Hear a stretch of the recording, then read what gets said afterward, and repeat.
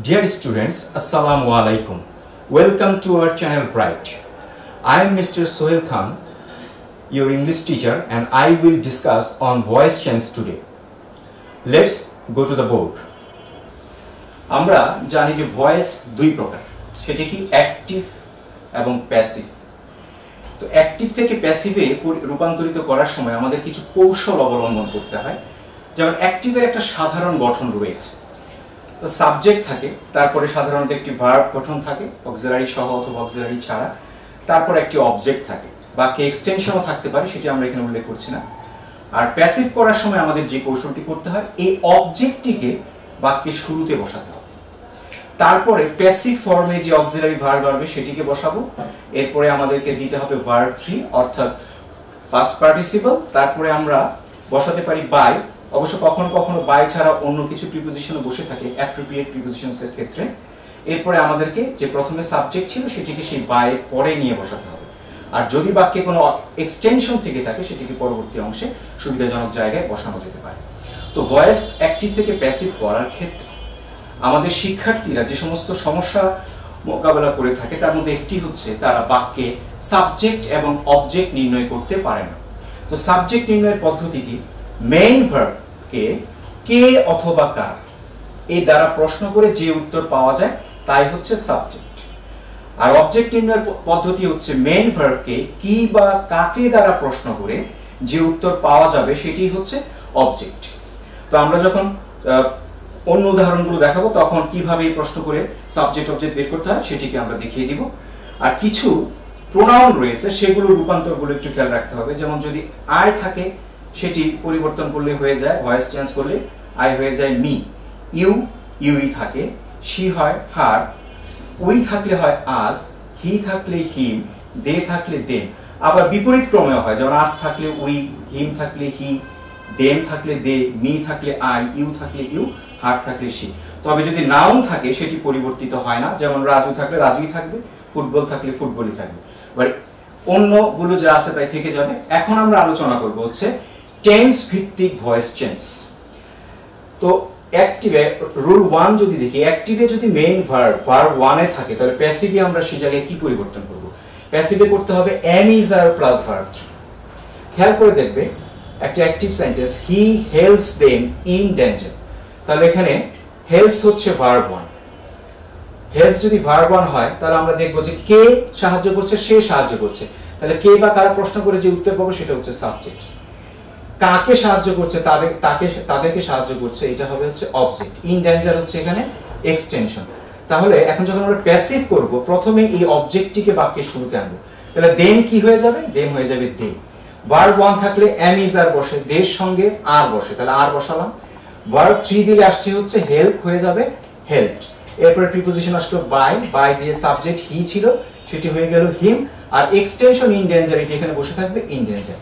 এভাবে আমরা সম্পন্ন করতে পারবো। তারপর রুল 2, যদি ভার্ব 2 থাকে অর্থাৎ পাস্ট ইনডিফিনিট থাকে তাহলে আমরা সেটিকে প্যাসিভ করার সময় ওয়াজ অথবা ওয়ার দিয়ে তার সঙ্গে দিব হচ্ছে ভার্ব 3। যেমন শি কল্ড মি ইয়েস্টারডে, এটাকে প্যাসিভ করার সময় এখানে অবজেক্ট হচ্ছে কাকে ডেকেছিল? আমাকে ডেকেছিল, তাহলে এই মিটা এখানে এসে হয়ে যাচ্ছে আই। আর এখানে ছিল ওয়াজ এবং ওয়ার, আয়ের সঙ্গে ওয়াজ বসে, I was called, verb 3 করলে called হবে, তারপর by, she এখানে গিয়ে হচ্ছে হার, আর এক্সটেনশন ছিল yesterday ওটি বসে থাকবে। রুল 3, shall will এর পরে যদি verb 1 থাকে অ্যাক্টিভে, প্যাসিভে হবে shall be will be দিয়ে verb 3। যেমন I shall teach you, এখানে shall আছে এবং verb 1 হচ্ছে teach। তাহলে আমি তোমাকে পড়াবো বা শিক্ষা দিব, তাহলে হচ্ছে কাকে পড়াবো, তাকে কি বা কাকে প্রশ্ন করে অবজেক্ট পাওয়া যায়, এটা এখন বাক্যের শুরুতে চলে আসলো, ইউই থাকলো, ইউ এর সঙ্গে শেল বি বসে না, তাহলে আমরা কি বসাবো? বসাবো হচ্ছে উইল বি। তাহলে ইউ উইল বি, এরপরে দিতে হবে হচ্ছে ভার্ব 3, ভার্ব 3 দিলে হবে হচ্ছে টিচটা হয়ে যাবে টট, বাই দিলাম, বাই দেওয়ার পর এখানে আই ছিল শুরুতে সাবজেক্ট, লাস্টে বাই এর পরে গিয়ে সেটা হয়ে গেল মি। এবারে দেখো রুল 4, রুল 4 গুলো হচ্ছে আসলে কন্টিনিউয়াস টেন্সে, প্রেজেন্ট কন্টিনিউয়াস টেন্সে যদি আমাদের ভার্বের ফর্মে থাকে am is are, তার সঙ্গে যদি থাকে ভার্ব প্লাস ing, তাহলে আমরা সেটাকে কি করব? am being অথবা is being অথবা are being দিয়ে ভার্বের পাস্ট পার্টিসিপল ভার্ব 3 বসাবো। একটা উদাহরণ দেখা যাক। অ্যাক্টিভে they are eating mangoes, এখানে আর আছে আর ভার্ব প্লাস ing হচ্ছে eating। তো তারা কারা খাচ্ছে, কে বা কারা প্রশ্ন করলে পাবো সাবজেক্ট দে, কি খাচ্ছে, ম্যাঙ্গোস।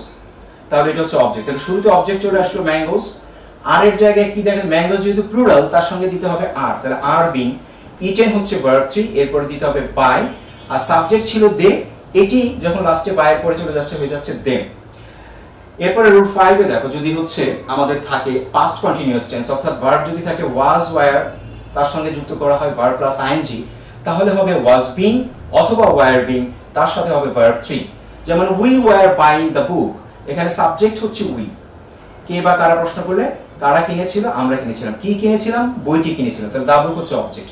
শুরুতে তাহলে প্যাসিভ করার সময় দা বুক বসিয়ে দিব, এরপরে বসাবো হচ্ছে ভার্বের ফর্ম, তাহলে দা বুকের সঙ্গে ওয়াজ বিং হবে না ওয়্যার বিং হবে, যেহেতু সিঙ্গুলার তাহলে হবে ওয়াজ বিং, তাহলে দিলাম হচ্ছে ওয়াজ বিং। তারপর ভার্ব 3 হচ্ছে বট, এরপরে দিব আমরা হচ্ছে বাই, বাই দিয়ে আমাদের শুরুতে সাবজেক্ট ছিল উই, এটি যখন বাইয়ের পরে যাচ্ছে হয়ে যাচ্ছে আস।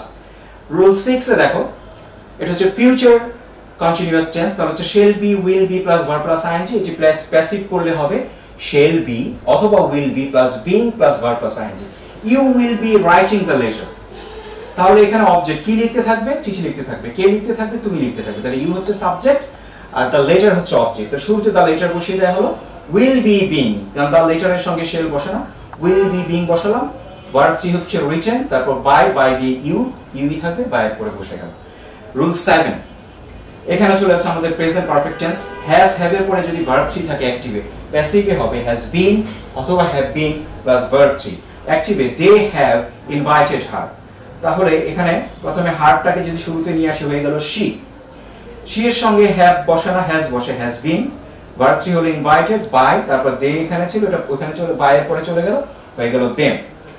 8 এটা হচ্ছে পাস্ট পারফেক্ট, তাহলে হ্যাড প্লাস ভার্ব 3 থাকলে হবে had been plus verb 3, he had known her, তাহলে প্রথমে হার যদি শুরুতে আসে এটা শি হয়ে যাচ্ছে, শি এর সঙ্গে হ্যাড বিন বসালাম, তারপর ভার্ব 3 নোন, নোনের পরে কিন্তু বাই বসে না, যেসব জায়গায় বাই বসানো যায় না সেখানে যেটা যথাযথ হয় সেই ধরনের প্রিপোজিশন দিতে হয়, নোন টু, এখানে হি ছিল সেটি হয়ে গেল হি।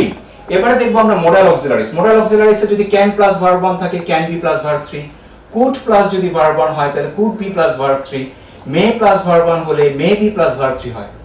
এরপর যদি মাইট প্লাস ভার্ব 1 হয় might be plus verb 3, should plus verb 1 হলে should be plus verb 3, would plus verb 1 হলে উড বি প্লাস ভার্ব 3। একটা উদাহরণ যদি দেখি, উই ক্যান হেল্প হিম, তাহলে এখানে ক্যান আছে এবং ভার্ব 1 আছে, তাহলে হিম এখানে এসে হয়ে গেল হি, ক্যান হয়ে যাচ্ছে ক্যান বি, ভার্ব 1 হেল্প হয়ে যাবে হেল্পড, এরপর আমরা বাই বসালাম এবং আমাদের বাক্যের শুরুতে ছিল উই সাবজেক্ট ছিল সেটি বাইয়ের পরে আজ বসিয়ে দিলাম, ব্যাস আমরা এটা অ্যাক্টিভ থেকে প্যাসিভ হয়ে গেল।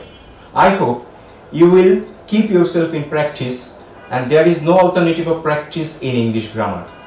Okay? Allah Hafiz.